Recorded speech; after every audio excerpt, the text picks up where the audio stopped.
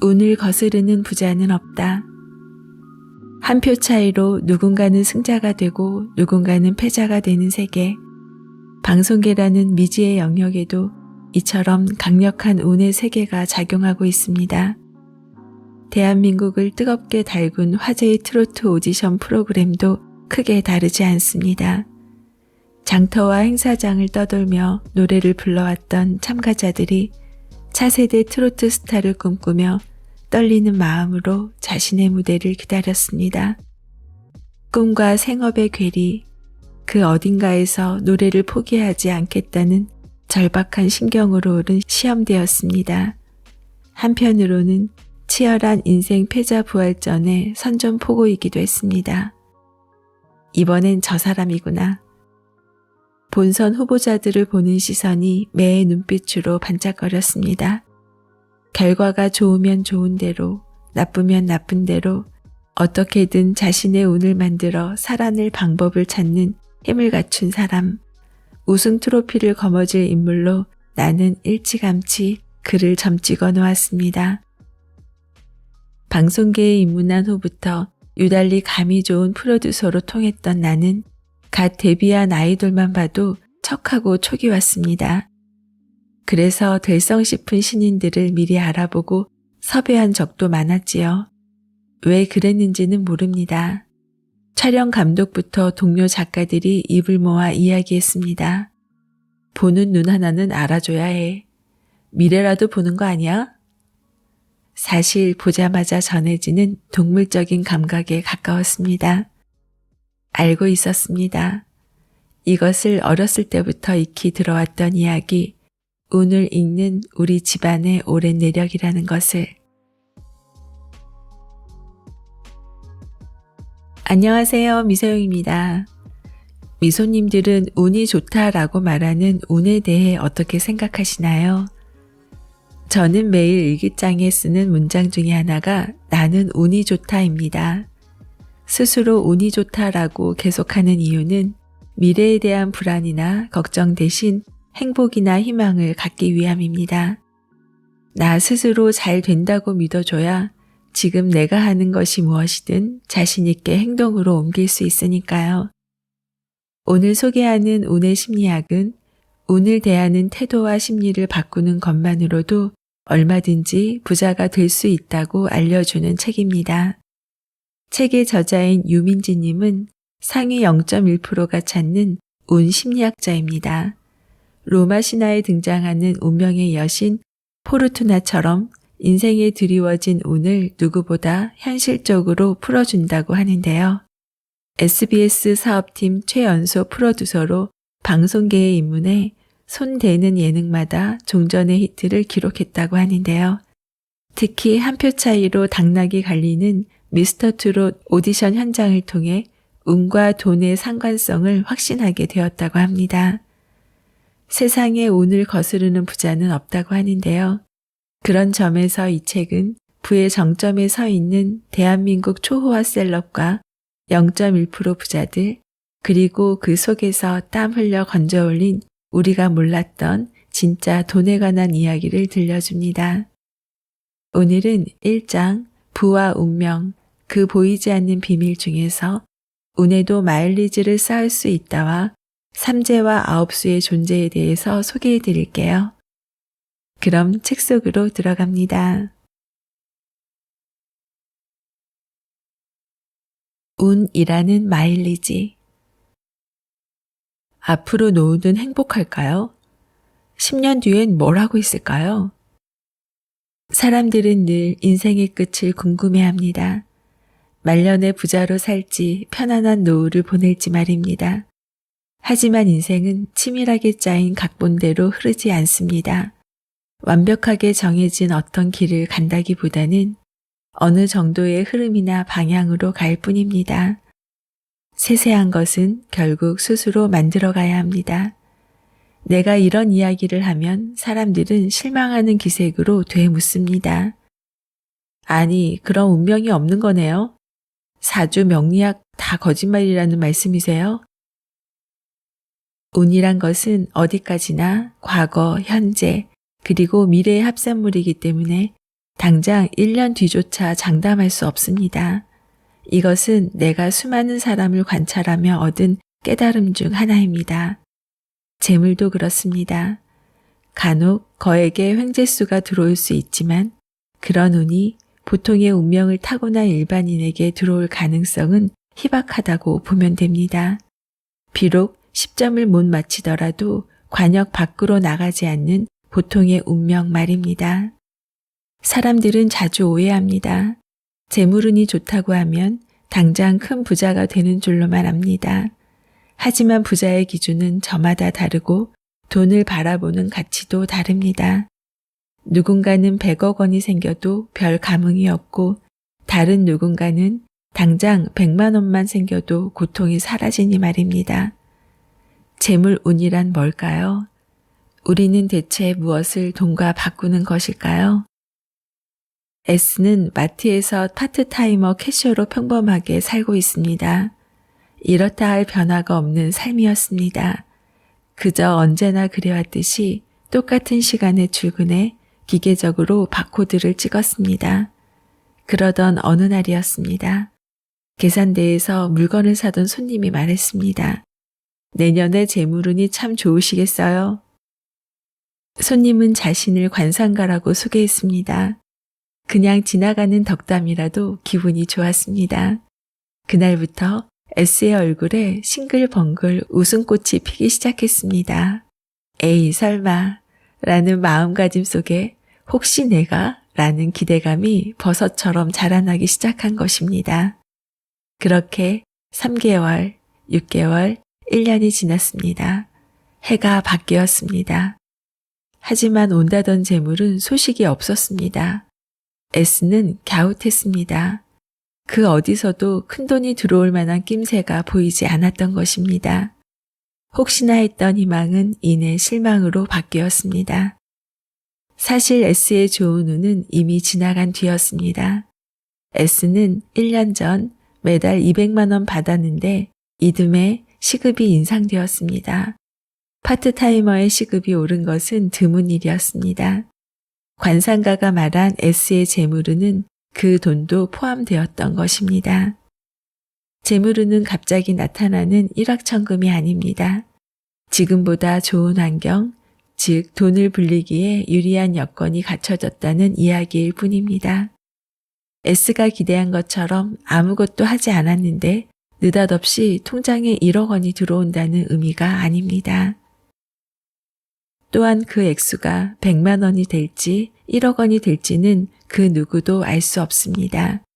그럼에도 S는 정확한 시기와 액수를 알려주지 않았다며 관상가 손님을 원망했습니다. 스스로 기회를 놓친 줄도 모르고 말입니다.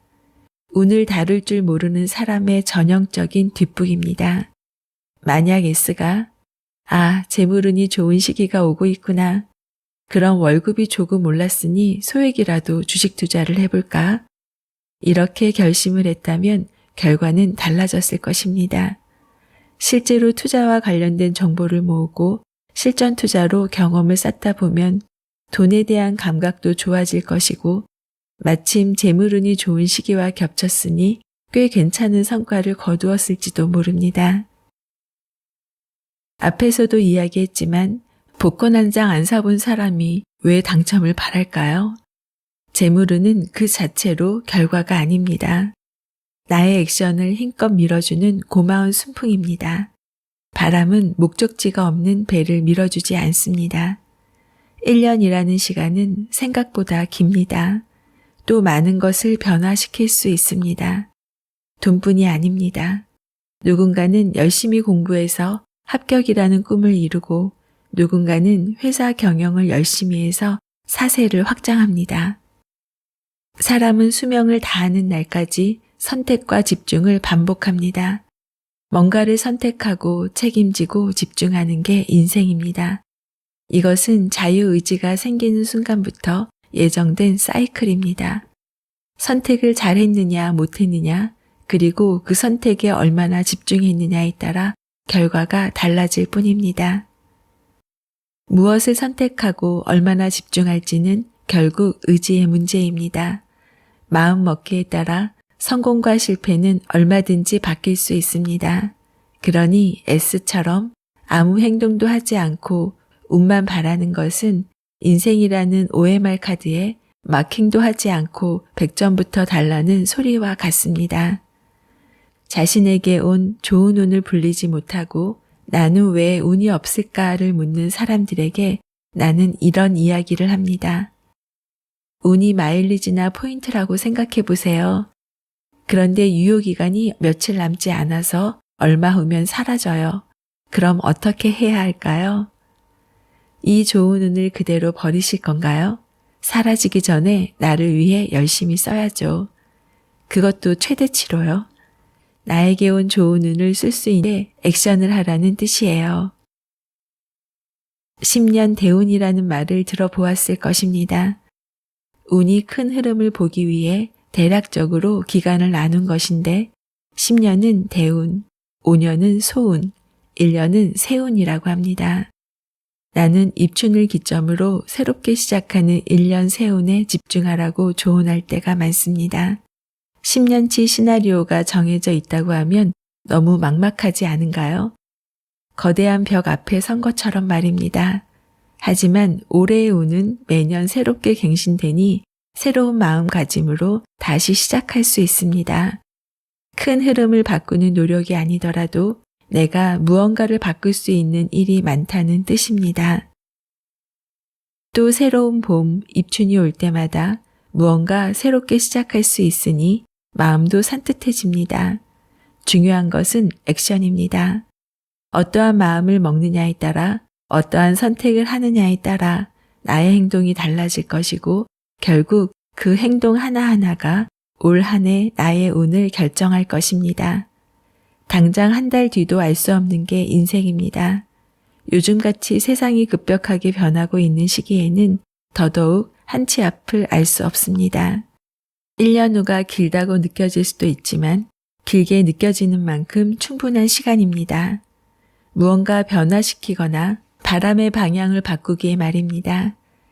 바람처럼 들고 나는 돈이라면 두말할 것도 없습니다. 나에게 온 운을 구체적으로 상상하고 행동으로 옮기기 위한 일을 고민해야 합니다. 아무리 좋은 운이 와도 나에게 관심을 받지 못하면 그 운은 그저 공중에 흩어져 버립니다. 그리고 지금 이 순간에도 여러분의 운은 관심받길 바라며 한껏 불려지기를 고대하고 있습니다. 삼재와 아홉수는 정말 존재할까? 삼재는 9년 주기로 돌아온다는 세 가지 재난을 의미합니다. 그렇게 첫 해가 들삼재, 둘째 해가 눌삼재, 셋째 해가 날삼재로 사람들 곁에 머무르게 됩니다. 그 중에서도 체감상 들삼재가 가장 강력한 애군을 끼칩니다. 사람들은 불행이 돌아올 때마다 모든 것의 원인을 삼재에서 찾습니다. 하지만 모두가 삼재의 영향을 받는다면 인구의 절반이 횡액을 당하거나 망해야 맞습니다. 따라서 삼재라고 다 나쁜 것만은 아닙니다. 때로는 위기가 기회로 작용해 길하게 풀릴 수도 있습니다. 그래서 잘 풀리면 복삼재, 안 풀리면 악삼재라는 말이 나온 것입니다. 아홉수도 다르지 않습니다.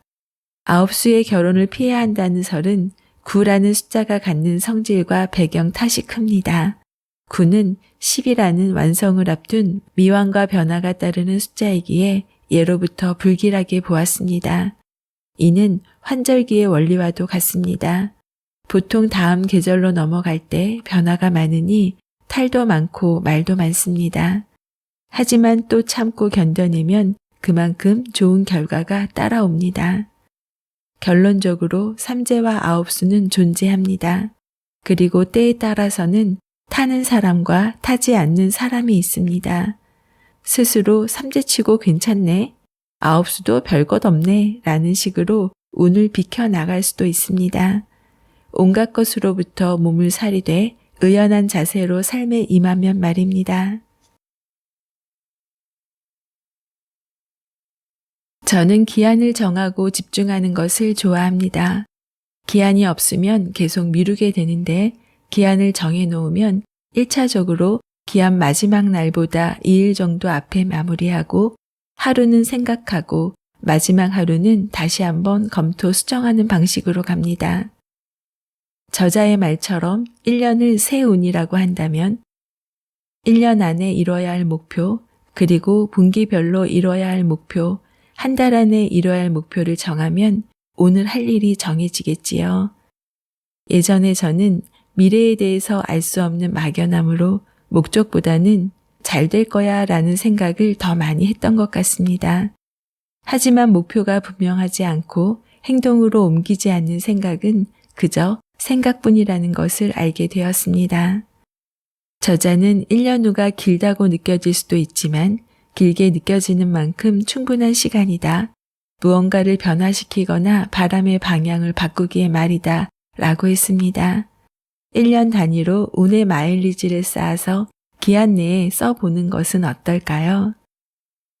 오늘 기억하고 싶은 문장은 인생은 치밀하게 짜인 각본대로 흐르지 않는다.